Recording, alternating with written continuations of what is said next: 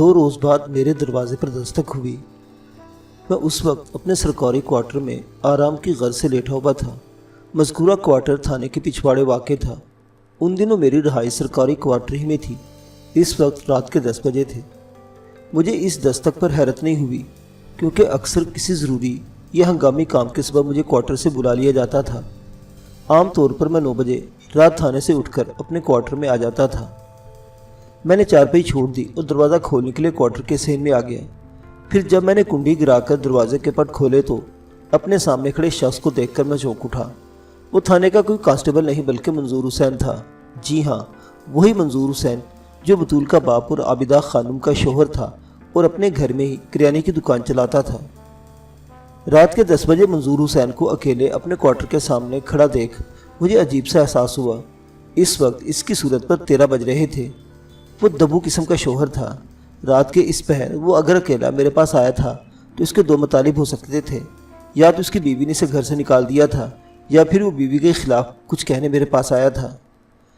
मैंने ये सब कुछ बहुत तेज़ी से सोचा और मंजूर हुसैन की तरफ देखते हुए पूछा, क्या बात है मंसूर, तुम इस वक्त यहाँ?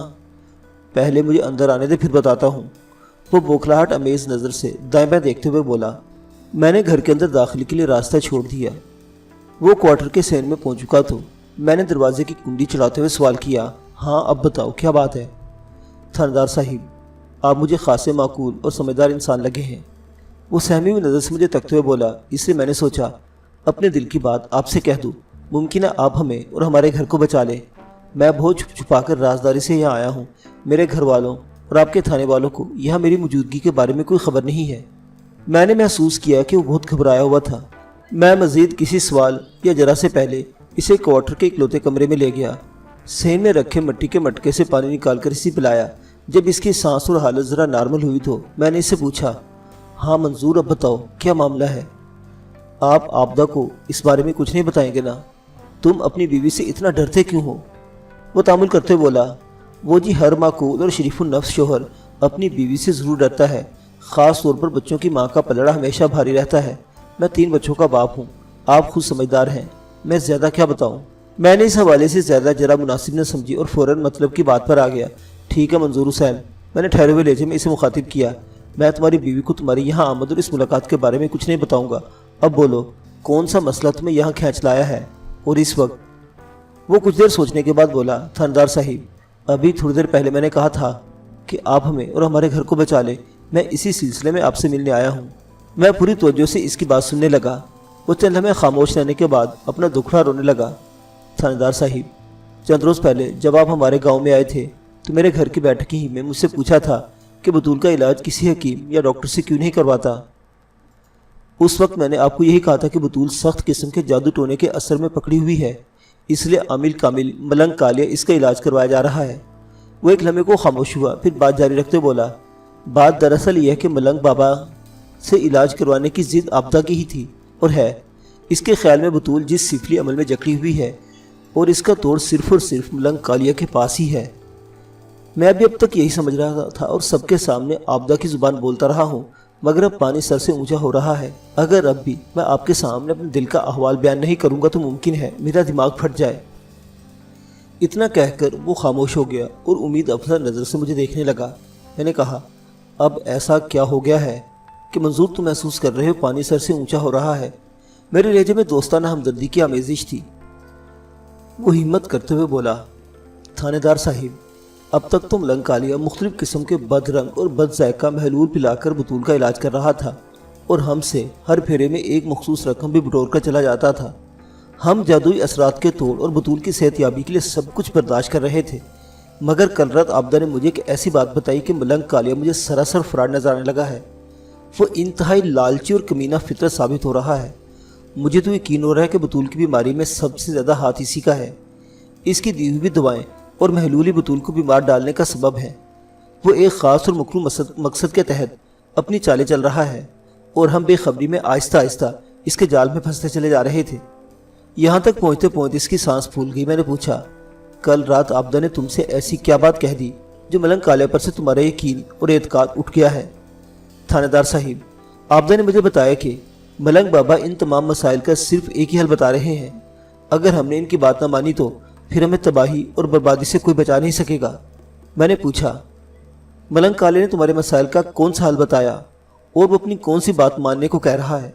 منظور تھوڑی دیر تک تذبذب کے عالم میں رہا، پھر ہچکچاتے بولا، جناب، ملنگ بابا نے کہا ہے کہ اگر ہم جادوئی اثرات سے نکلنا چاہتے ہیں تو ہمیں اس گھر کو چھوڑنا ہوگا۔ بہتر یہی ہوگا کہ ہم اپنا گھر بیچ دیں۔ انہوں نے اس سلسلے میں ایک خریدار پارٹی بھی تلاش کر لی ہے۔ وہ خاموش ہو کر زخمی نظر سے مجھے دیکھنے لگا۔ میں اس کی مجروح نگاہی سے سمجھ گیا کہ معاملہ یہاں پر ختم نہیں ہو جاتا جتنا وہ بیان کر چکا ہے، بلکہ اس سے آگے بھی بہت کچھ ابھی باقی ہے۔ چنانچہ اپنے خیال کی تصدیق کے لیے میں نے اسے ٹٹولا، منظور حسین، یہ تو کوئی ایسی بات نہیں جس کی بنا پر تم ملنگ کالیہ کو شک اور بے یقینی کی نظر سے دیکھنے لگو۔ آپ ٹھیک کہتے ہیں تھانے دار جی، وہ ایک ٹھنڈی سانس خارج کرتے ہوئے بولا۔ سب سے زیادہ دکھی بات یہ ہے کہ ملنگ بابا بطول کا جو علاج بتا رہے ہیں وہ میرے لیے قابل قبول نہیں ہے۔ میں نے کہا، تو کیا گھر کی جبری فروخت سے بطول کا بھلا نہیں ہوگا؟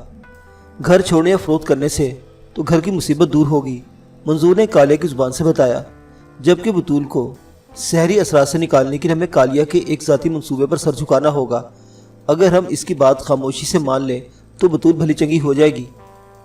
میرا ماتھا ٹھنکا، میں نے تیکھے لہجے میں استفسار کیا، اور ملنگ کالیہ کا ذاتی منصوبہ کیا ہے؟ وہ تم لوگوں سے اپنی کون سی بات منوانا چاہتا ہے؟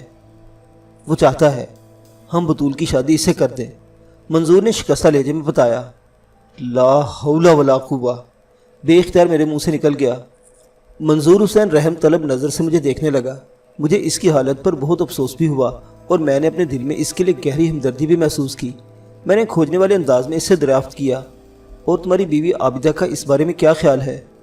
وہ ملنگ کالیہ سے بہت متاثر ہے، اس نے جواب دیا۔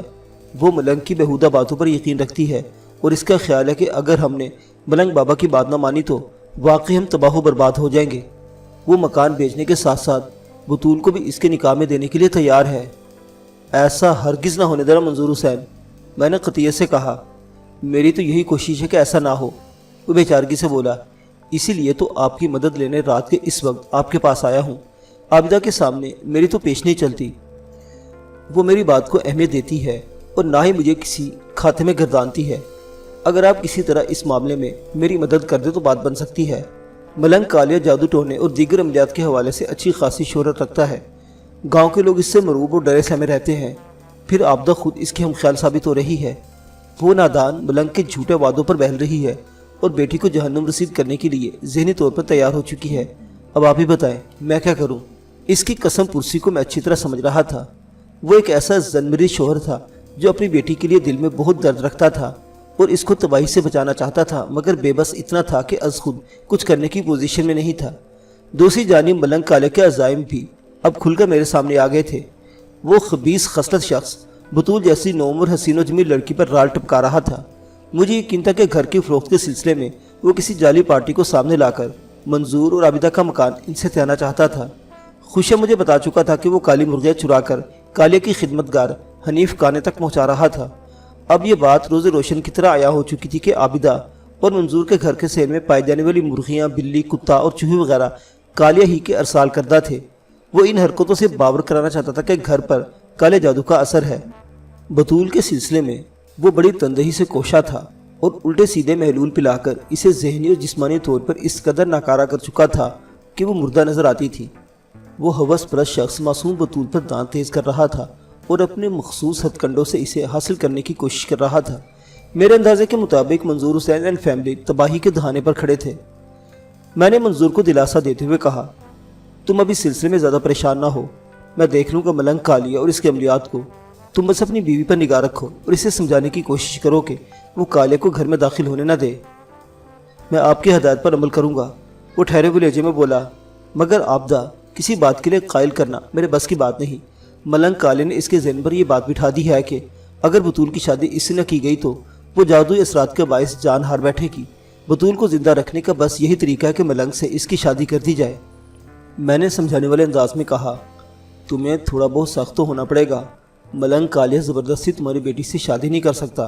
میں تو بس یہ کہہ رہا ہوں تم اسے اپنے گھر میں داخل ہونے نہیں دینا۔ اگر وہ شیطان زبردستی تمہارے گھر میں داخل ہونا چاہے یا بطول سے ملنا چاہے تو تم فوراً مجھے اطلاع دینا، میں اس مردود سے خود ہی نمٹ لوں گا۔ بطول سے اس کا میل جول ٹھیک نہیں اور اس کی دی ہوئی تمام دعائیاں فوراً بند کر دو۔ ایک لمحے کا توقف کر کے میں نے منظور کی آنکھوں میں جھانکا اور کہا، میں بہت جلد ملنگ کالے کے ڈیرے کا دورہ کرنے والا ہوں، تم فکر نہ کرو، اس موذی کا زہر میں نکال دوں گا، تم اپنے گھر اور گھر والوں کا خیال رکھو۔ وہ قدرے اطمینان بخش حالات میں نظر آنے لگا۔ اس کے بعد میں نے اسے کالی مرغیوں کی چوری اور اس کے سین میں ان کی آمد کا احوال حقیقی مختصر الفاظ میں سنایا۔ میری باتیں سن کر اس کی آنکھیں حیرت سے پھیل گئی اور وہ ممنون تامیز نظر سے مجھے دیکھنے لگا۔ میں نے کہا، منظور حسین، میں تمہارے گھر کے مسائل اور ملنگ کالے کی طرف سے بے خبر یا بے پرواہ نہیں ہوں۔ انشاءاللہ بہت جلد میں تمہیں کامیابی کی اطلاع دوں گا۔ تم اپنے گھر کے معاملات پر گہری نظر رکھو، بیرونی مسائل سے میں خود نمٹ لوں گا۔ میری حوصلہ افزا باتوں نے اس کی ہمت بندھائی اور وہ قدرے مضبوط لہجے میں بولا، تھانے دار صاحب، میری بچی اس شیطانی چکر سے نکل آئے گی نا؟ ضرور نکل آئے گی، میں نے پورے وثوق سے کہا۔ وہ اٹھ کر کھڑا ہو گیا اور جانے کے لیے قدم بڑھا دیے۔ میں نے واضح الفاظ میں اسے بتایا، منظور حسین، اس ملاقات کا کسی سے ذکر نہ کرنا، خصوصاً اپنی بیوی کو تو اس کی ہوا بھی نہ لگنے دینا۔ میں خود کبھی کسی دن تمہارے گھر آؤں گا اور تمہاری بیٹی بطول سے بھرپور ملاقات کروں گا۔ تم نے وہی کرنا ہے جو میں نے سمجھایا ہے۔ میں ذرا ملنگ کالے کو ٹرول لوں، پھر آئندہ لاہ عمل بتاؤں گا۔ وہ میری ہدایت پر عمل کرنے کا وعدہ کر کے میرے کوارٹر سے رخصت ہو گیا۔